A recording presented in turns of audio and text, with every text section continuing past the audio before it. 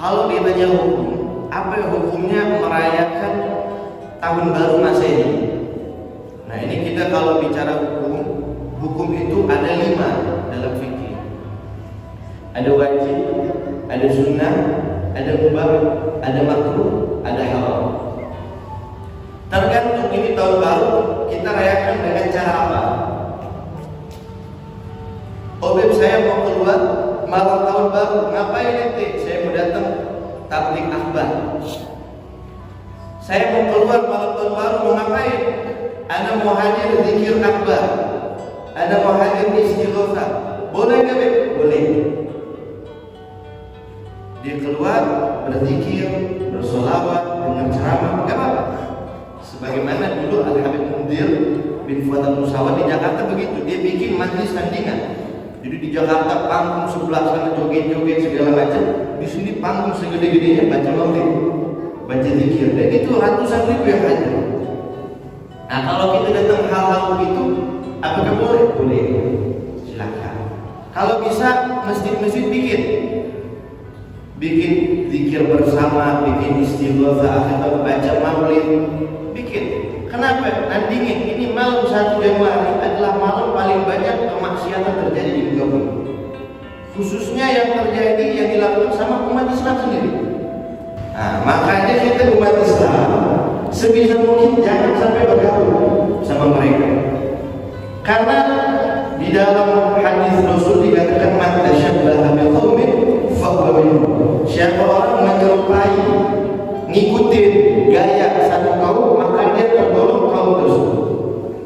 Dulu Rasulullah SAW ketika dia diganggu oleh kaum musyrikin di Mekah, diganggu gak bisa, kuat betul jawabnya Rasulullah. Akhirnya kaum Quraisy ini, kaum kafir Quraisy pengen bikin perjanjian sama Rasulullah. Ditawarkan istana gak mau, ditawarkan harta Nabi gak mau, ditawarkan perempuan gak mau untuk ninggalin dakwah Islam. Nabi gak mau, Nabi tolak. Terakhir orang kafir Quraisy datang bikin perjanjian, ya Muhammad begini aja deh, kamu kita mau jadi raja gak mau, kasih uang gak mau, kasih ini itu gak mau, begini aja deh, silakan kamu dakwah di kota Mekah, silakan kamu ajarkan ajaran kamu, tapi kita minta perjanjian. Apa itu perjanjian? Nanti satu hari kamu berdakwah, kamu ajak orang sembah Tuhan kamu. Ini kita satu maka kita bakal ikut kamu, nyembah Tuhan kamu itu. Tetapi nanti di hari kedua gantian, kamu ikut nyembah Tuhan kita. Jadi kita simpan aja nyembah Tuhan. Hari pertama nyembah Allah, hari kedua nyembah berhala, ketiga. Jadi begitu. Kamu ikut kita, kita ikut kamu. Jadi kita ikut kamu nih, Islam, sholat, berbuat baik, ikut ajaran kamu deh. Tapi nanti di situ kamu ikut ajaran kita. Ini tawaran orang musyrik nih. Akhirnya apa? Allah Ta'ala menurunkan dalam Quran firman-Nya, "Qul ya ayyuhal kafirun." Katakanlah wahai Muhammad kepada orang-orang kafir, la a'budu ma ta'budun. Saya tidak menyembah apa-apa yang kalian sembah. Kemudian kamu tidak akan menyembah apa yang saya sembah. Di akhir ayat Al-Quran Allah katakan, lakum dinukum waliyadin. Agama ente silahkan, agama kamu silahkan kamu laksanakan, tapi bagi saya jangan kamu ganggu ajaran saya. Nah, ini tahun baru Masehi, bukan ajaran Islam. Begitu juga lakum dinukum waliyadin. Silahkan kalian merayakan malam tahun baru, silahkan. Tapi umat Islam jangan. Umat Islam jangan ikut, karena itu trompet ajaran Yahudi, kembang api itu ajaran kaum Majusi. Kita ada di tengah-tengah mereka, kita sama kayak mereka. Dulu diceritakan oleh Al-Imam Al-Ghazali di zaman Nabi Allah Isa alaihissalam. Al-Imam Al-Ghazali menceritakan bahwasanya di zaman Nabi Allah Isa alaihissalam, ketika Nabi Allah Isa berjalan dengan para hawariyin, berjalan dengan pengikutnya, berjalan dengan murid-muridnya, tiba-tiba Nabi Isa dan muridnya ini melewati satu desa. Satu desa tersebut orangnya mati. Jadi satu desa sudah bangkai semua, jenazah semua. Maka Nabi Isa di situ mengatakan kepada murid-muridnya para Hawariyun, ini desa ini, kampung ini, mereka matinya serentak. Mereka matinya barengan. Mereka matinya bersamaan, bukan mati satu-satu. Kenapa? Karena kata Nabi Isa, kalau mereka mati satu, kemudian mati satu, sampai habis satu desa, maka pasti ada yang bisa nguburin. Satu mati yang lain nguburin, satu mati. Ini enggak, semuanya tergeletak di tanah, berarti matinya serentak. Maka dengan begitu, kata murid-muridnya Nabi Allah Isa alaihissalam mengatakan, wahai Nabi Isa, coba engkau hidupkan salah satu di antara mereka, biar nanti kita tanya, supaya kita bisa ngambil ibarat, supaya kita bisa ngambil pelajaran, supaya kita bisa ngambil ibarat. Akhirnya Nabi Allah Isa alaihissalam beliau menyeru, wahai manusia, wahai penduduk kaum ini, desa ini. Selesai Nabi Isa menyeru, lama kemudian beberapa saat tiba-tiba ada satu yang menjawab. Ada satu yang menjawab seruan Nabi Allah Isa.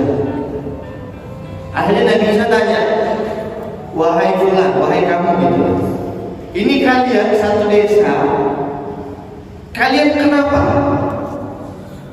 Apa yang terjadi dengan kalian?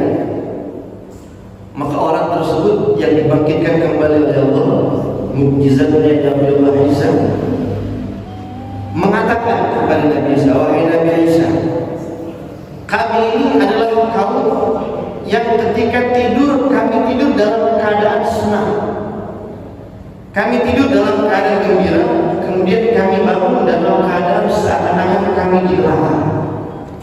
Artinya ketika tidur enak-enak aja, tidur bahagia-bahagia aja, ketika bangun udah kebakaran, udah banyak api, udah banyak siksaan, udah banyak azab. Kami diazab oleh Allah Ta'ala. Nabi Isa tanya, kenapa kalian ini satu kampung diazab sama Allah? Maka orang ini mengatakan, kami diazab oleh Allah karena dua sebab. Karena dua perkara kami disiksa. Perkara yang pertama, wahai Nabi Isa, penduduk kaum kita ini, kami ini, desa kami ini, penduduknya semuanya, kami mencintai dunia. Nabi Isa tanya, seperti apa kalian mencintai dunia? Orang tersebut menjawab, kami mencintai dunia seperti seorang bayi mencintai ibunya. Bayi, kalau ada ibunya, dia tenang. Ibunya pergi dikit, nangis, gitu. Ditinggal dikit sama ibunya, nangis, sedih. Nanti digendong lagi baru bahagia. Kami mencintai dunia seperti bayi mencintai ibunya.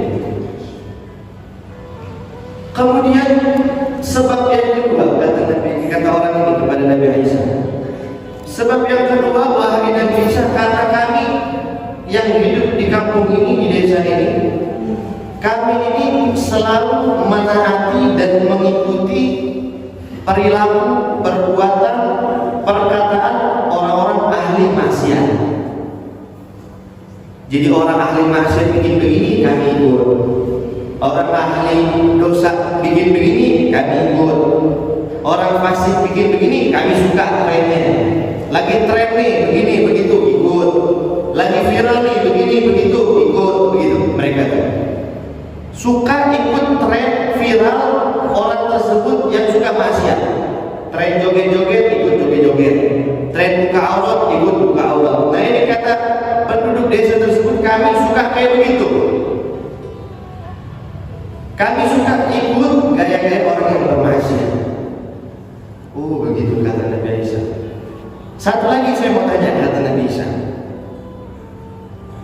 kenapa di antara sekian banyak yang mati ini, sekian ratus jiwa ini, satu desa ini yang mati, kenapa ketika saya panggil yang jawab kamu, bukan yang lain? Kenapa harus kamu yang jawab? Maka orang tersebut mengatakan, wahai Nabi Isa, kenapa yang bisa menjawab adalah saya?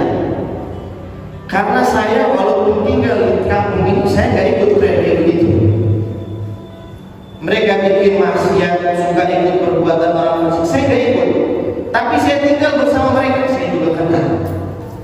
saya juga dapat azab, saya juga dapat siksa karena saya tinggal bersama mereka, karena saya ada di tengah-tengah orang yang suka maksiat, karena saya berada di tengah-tengah orang yang mengikuti trennya orang kafir.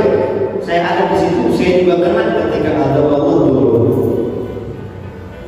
Kemudian Nabi bisa tanya, bagaimana keadaan ini? Kaum ini bagaimana mereka? Dan keadaan kamu bagaimana? Maka dia menjawab, wahai Nabi Isa, sesungguhnya seluruh penghuni desa ini, penghuni kaum ini, mereka sudah dipakaikan rantai di leher-leher mereka untuk masuk dalam tanah. Sedangkan saya, karena saya keikutan mereka, karena saya tidak ikut tren mereka, tapi tinggal bersama mereka, ada di tengah-tengah mereka. Sekarang posisi saya berada di ujung jurang neraka. Saya nggak tahu saya bakal masuk neraka atau tetap di situ atau diselamatin, saya nggak tahu. Nasib saya tergantung Allah.